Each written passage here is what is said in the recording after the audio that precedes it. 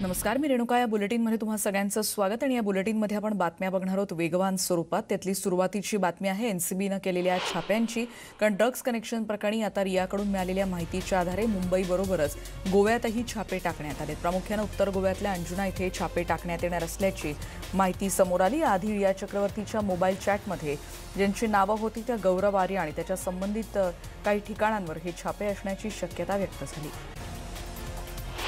Drugs प्रकरणी रियानं NCB चौकशीमध्ये काही मोठ्या बॉलिवूड स्टार्सची नावं घेतली आहे. त्याबद्दल अजून अधिकृत दुजोरा मिळालेला नसला तरी यातून एक मोठं रॅकेट समोर येणार असल्याची माहिती मिळते. सूत्रांकडून मिळालेल्या माहितीनुसार एनसीबीच्या पथकानं गोवा आणि मुंबईत 5 ठिकाणी छापे टाकले.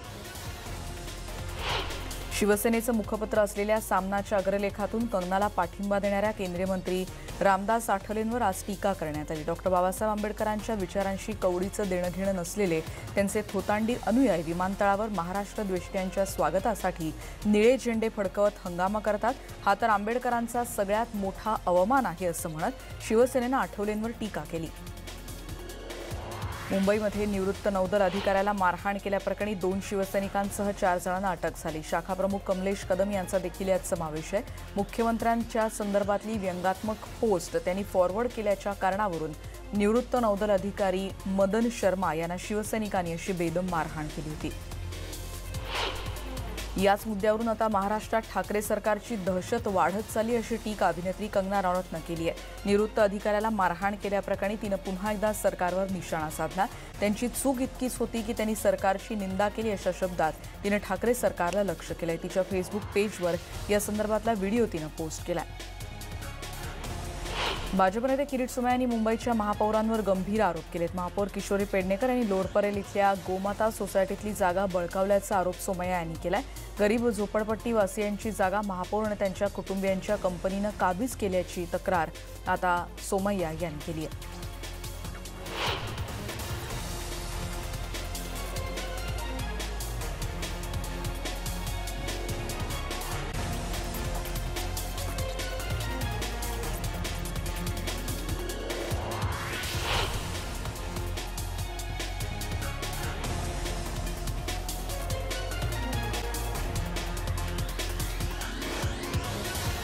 पुढची बातमी आपण बघतोय. देशात गेल्या 24 तासात कोरोनाचे 97,570 नवीन रुग्ण आढळून आलेत. 1,201 जणांचा मृत्यू झाल्याची माहिती समोर येते. सध्या देशात कोरोनाचे 46,59,984 रुग्ण आहेत. गेल्या काही दिवसात कोरोनाच्या रुग्णांच्या आकडेवारीत सातत्यानं वाढ होताना दिसते.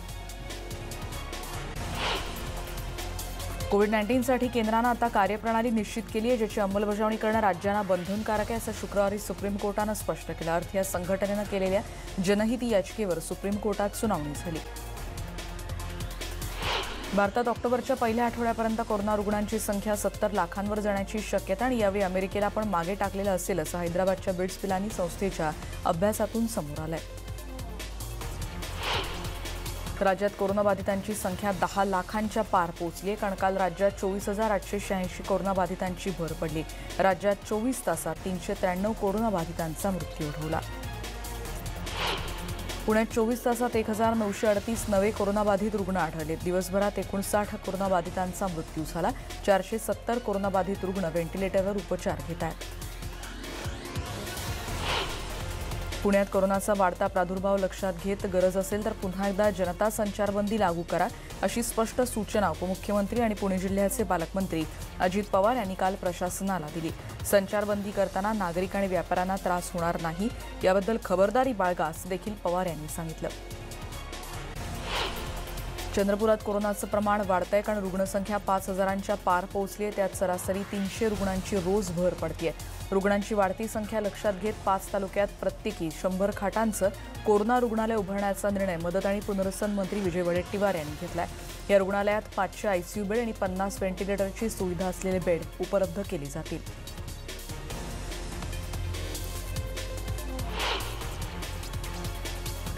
मुंबईतही सलग तिसऱ्या दिवशी 2,000च्या पेक्षा जास्त कोरोना रुग्णांची नोंद झाली. काल 2,172 रुग्ण नोंदवले गेलेत.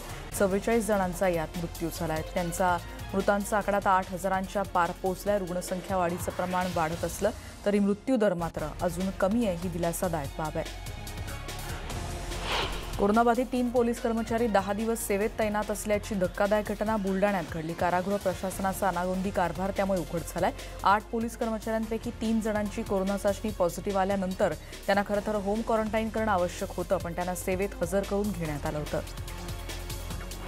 सांगलीमध्ये 24 तासात 936 कोरोना रुग्णांची नोंद झाली आहे। 36 रुग्णांचा यामध्ये मृत्यू झाल्याचं कळतंय। 8,950 इतके ऍक्टिव्ह कोरोना रुग्ण सध्या सांगलीत आहेत। कोल्हापुरातही आता कोरोना संसर्ग रोखण्यासाठी प्रशासनानं कंबर कसले। मास्क न वापरता फिरणाऱ्यांवर सीसीटीव्हीच्या माध्यमातून नजर ठेवली जाते, त्यांच्यावर कडक कारवाई केली जाते। पोलीस मुख्यालयातून शहरातल्या प्रत्येक भागांवर आता लक्ष ठेवलं जाणार आहे।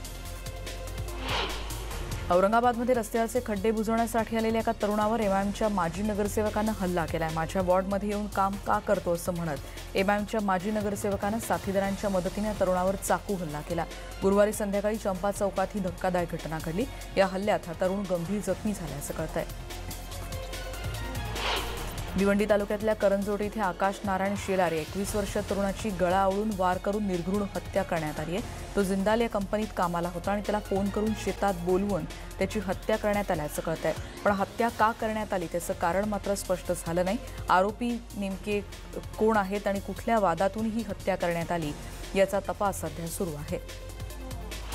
भरधाव कारनं वळण घेत असताना एका दुचाकीला उडवल्याचा भीषण अपघात आपण बघतोय। नागपूरमधला धडक दिल्यानंतर ही कारही हवेत उडली, इतकी भीषण ही धडक होती। नागपूर अमरावती मार्गावर वाडी परिसरातल्या सेवा मारुती शोरूम समोर ही दुर्घटना घडली आहे। या अपघातात दुचाकी चालक संतोष गुंगाडे यांचं वय 40 वर्ष होतं, त्यांचा मृत्यू झाला आहे। आरक्षणाला स्थगिती मिळाल्यामुळे मराठा समाज आक्रमक झालाय। मराठा क्रांती मोर्चाकडून औरंगाबाद जिल्ह्यातल्या फुलंब्रीमध्ये कसं आंदोलन झालं आपण बघतोय। रस्त्यावर टायर जाळून निषेध करण्यात आला। यावेळी रस्त्यावर काही काळ वाहतूक कोंडी झाली होती। अंबरनाथ शहरातल्या शिधा वाटप कार्यालयाची दुरवस्था झाली आहे। पावसात छत गळतंय आणि त्याच्यामुळे कार्यालयाची प्रशासनाकडून दुरुस्ती करण्यात येत नाहीये, त्यामुळे इथल्या कर्मचाऱ्यांना खूप त्रासात इथे काम करावं लागतंय। कल्याणच्या दुर्गाडी चौकात वीज पडतानाचा व्हिडिओ व्हायरल झालाय। विजांच्या कडकडाटासह कल्याणमध्ये देखील पाऊस झाला आणि त्यातच दुर्गाडीच्या चौकात अशी वीज पडली। ही घटना कालची असल्याचं म्हटलं जातंय, पण व्हायरल होत असलेला व्हिडिओ नेमका कधीचा आहे याची अधिकृत पुष्टी मात्र होऊ शकलेली नाही।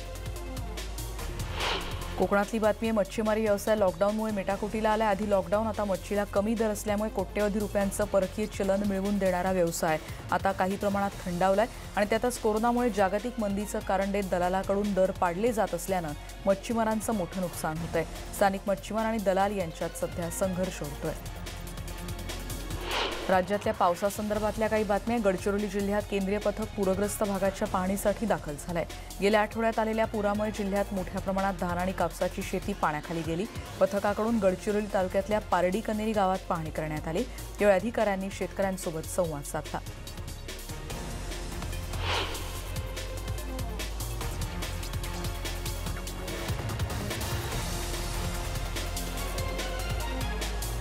चंद्रपूर जिल्ह्यातले सोयाबीन उत्पादक शेतकरी सध्या अडचणीत सापडले। आधी पावसानं झोडपले आणि आता 15 दिवसांपासून पाऊस बेपत्ता आहे, त्यामुळे यंदा उत्पादनात प्रचंड प्रमाणात घट होणार असल्याची भीती वर्तवली जाते।